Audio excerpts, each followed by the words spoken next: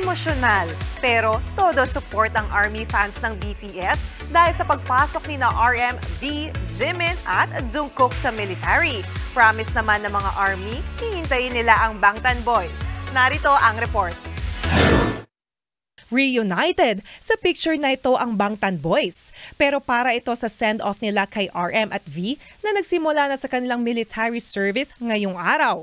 Nag-groovy rin sina RM at V kasama sina Jungkook at Jimin na bukas inaasahang papasok sa military.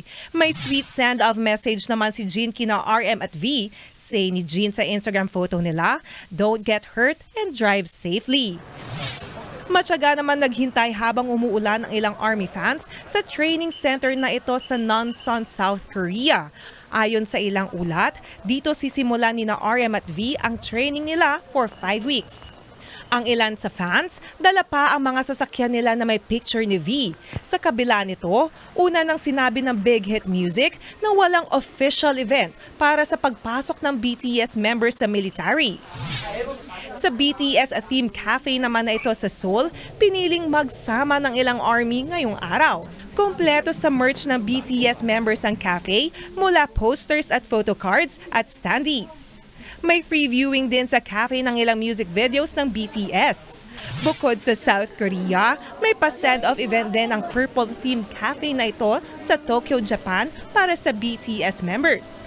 Bukod sa complete merch, inspired by BTS din ang mga cake kaya feel na feel dito ang pusong ARMY.